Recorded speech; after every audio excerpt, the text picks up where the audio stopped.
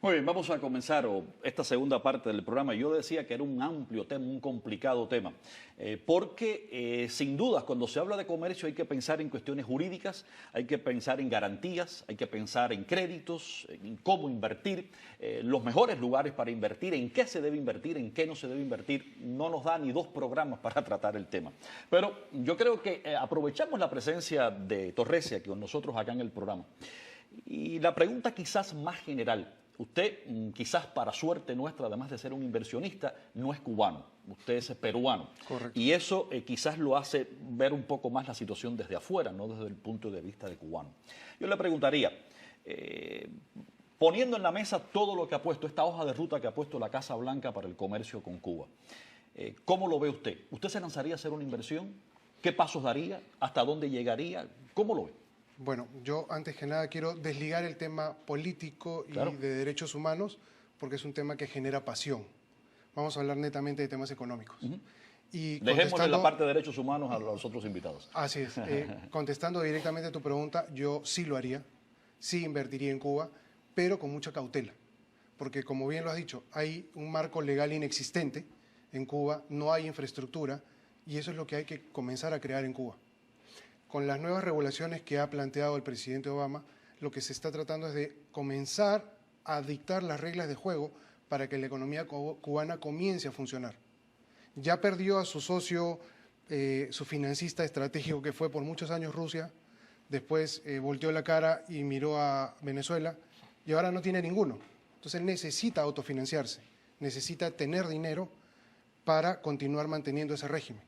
Sí, pero aquí hay un tema sumamente interesante ahora. Tener dinero para mover el gobierno. Estamos de acuerdo.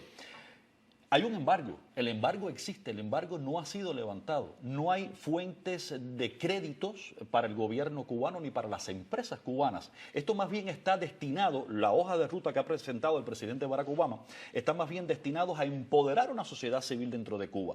¿Cómo se puede invertir en ese pequeño empresario que quizás no sea invertir, por ejemplo, en la fábrica de perfumes de Cuba, que es una fábrica Correcto. grande, o en un laboratorio de medicina? ¿Cómo llegar a ese pequeño empresario? ¿Se puede llegar? ¿Llegaría usted? ¿Invertiría en una Paladar, por ejemplo, en estos pequeños restaurantes que se están desarrollando en Cuba? Por supuesto que sí, porque primero ha aumentado el monto de las remesas, lo cual va a hacer de que la gente de a pie tenga más dinero. Claro. Luego se está facilitando la importación de electrónica, de artículos electrónicos que lo que va a hacer es aumentarle el nivel de comunicaciones, le va a dar más cultura al pueblo cubano, mayor acceso a la información. Y eso va a permitir que comiencen a desarrollar pequeños negocios alrededor de lo que es la sociedad política, el régimen político. Bien lo comentábamos hace rato, necesitan servicios. El sector servicios es a pequeña escala, se comienza a pequeña escala. Entonces yo creo que ahí es donde hay que comenzar a invertir. Si lo volvamos al otro punto de vista, los puertos de Cuba. Estratégicamente Cuba se encuentra, es la isla más grande del Caribe, es un aliado natural de Florida, por lo que es muy factible que haya un desarrollo portuario muy fuerte que compita con Florida y que sirva de abastecimiento a todos estos barcos que van a comenzar a entrar por el Canal de Panamá. Ahí pone usted el puerto del Mariel, que es de un calado bien profundo. Un calado profundo que va a permitir recibir barcos grandes que van a servir para redistribuir todo, así es. ¿Hay discrepancias entre el crecimiento que puede, por ejemplo, el señor Torres estar planteando con la situación social en Cuba? ¿Hay algún tipo de discrepancia en cuanto a esto?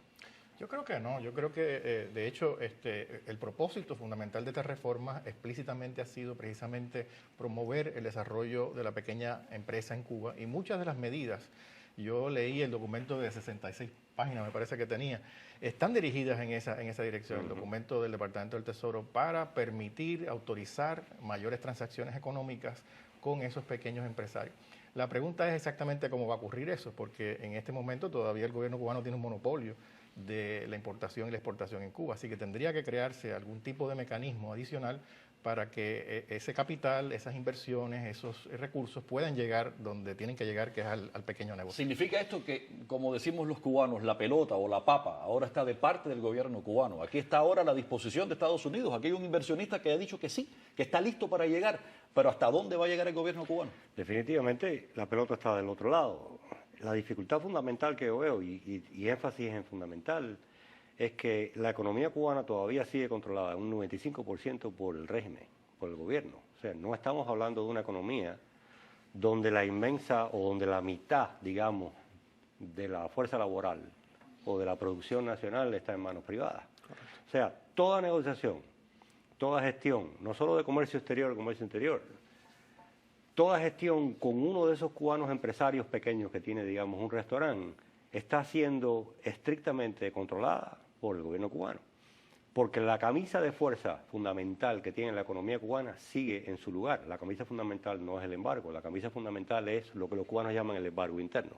O sea, el control del gobierno sobre la libertad económica de los cubanos, además de las libertades políticas de los cubanos. El gobierno no permite que se haga una larga lista de cosas. O sea, cuando vamos a ver, la economía cubana ha sido liberada solamente en una pequeña porción de empleos familiares, que son los que se han permitido, que se dice que están empleando alrededor de 500.000 de personas en una población de 11 millones. Es un sector muy pequeño, con un poder económico muy limitado, muy pequeño, y el gobierno cubano sigue estando en control de las empresas fundamentales del país, de las riquezas fundamentales del país, y sigue siendo el único autorizado para hacer transacciones internacionales comerciales. ¿Es complicado invertir con el gobierno cubano? Sí, por supuesto. Por eso es importante tener un marco legal aparente. O sea, ahorita lo que hay es una disposición de ambos gobiernos, pero para el nivel de inversión va a estar en función a cuál es el marco legal que me protege, que me ampara, para yo comenzar a poner más dinero. Entonces es un tema que no solo es, ahorita lo que hay es un bluff, una ilusión, el pueblo cubano está muy entusiasmado, han sacado su banderita y ya comenzaron a tener el tema psicológico. Hay una apertura, una voluntad de... Pero el gobierno tiene que comenzar a dar el marco legal aparente para que garantice el respeto a la inversión que se haga. Ese es el punto, o sea, que es lo que decía, está ahora de parte del gobierno cubano. Y es un tema fundamental porque históricamente el gobierno cubano no ha respetado sus propias leyes y ha tratado a los inversionistas extranjeros que ha recibido durante los últimos 25 años de una manera muy poco justa. O sea, a unos los trata bien, a otros los trata mal. Hay empresarios canadienses que están en prisión en Cuba hoy mismo acusados de corrupción. Hay empresarios españoles que se han ido. Exacto, sí. Otros han crecido, de empresarios. Otros han crecido. Y lo importante es notar la diferencia. Ha habido un cambio de política con Estados Unidos, pero antes de que ocurriera este cambio, Cuba estaba abierta a la inversión de capital de todas otras partes del mundo. Y ese capital fluyó de una manera muy limitada, precisamente porque ese marco legal, ese marco político no ha cambiado. No quiero que se me vaya el programa sin que los cubanos, por supuesto, que están dentro de Cuba, se van a preguntar, y quizás lo más que a ellos les interese, bueno, ¿cómo me va a afectar a mí esto? Y es el uso de las tarjetas de crédito. Lo dijo el presidente Barack Obama, pero además de eso, también ya la Visa, Mastercard, American Express, que son tarjetas de crédito acá en Estados Unidos, han dicho que quieren también que se puedan usar en Cuba. Este tipo de transacción, cuando el peso cubano no convierte con el dólar, no es reconocido, o sea, Cuba no puede comprar en dólares actualmente internacionalmente, los porcientos que se cobra por las tarjetas de crédito, esto no es sencillo, ¿eh? No es sencillo, pero hay que hacerlo. Hay que comenzar a trazar puentes entre bancos americanos, bancos cubanos, buscar alianzas para que un turista pueda usar un Mastercard en Cuba. Tenemos que hallar un tipo de cambio que Estados Unidos reconozca para poder hacer esa conversión de la moneda. O sea, es, como te digo, es un largo trabajo que hay que hacer. Eso para un inversionista... es importante. Por ejemplo, que el caso suyo, usted tiene un proyecto y sabe que Mastercard, Visa se puede usar en Cuba. ¿Eso es un aliciente? Por supuesto. Sí. Porque eso aumenta el consumo.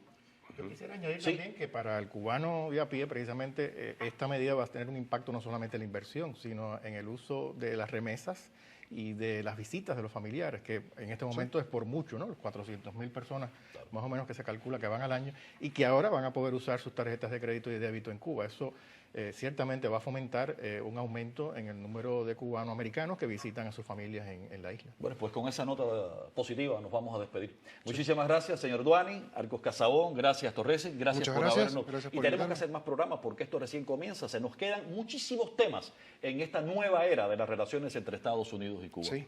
Muchísimas gracias a ustedes también por haber estado en la presencia de este programa, tanto los que nos escuchan a través de Radio y Televisión Martí y también, por supuesto, a través de martinoticias.com. Creo que, bueno, pues ojalá que este programa les haya servido a ustedes para conocer un poco más de la política de Estados Unidos hacia Cuba. En próximos programas estaremos abordando otros temas relacionados con esta nueva política. Mi nombre es Amado Gil. Hasta la próxima edición de Avanza Cuba.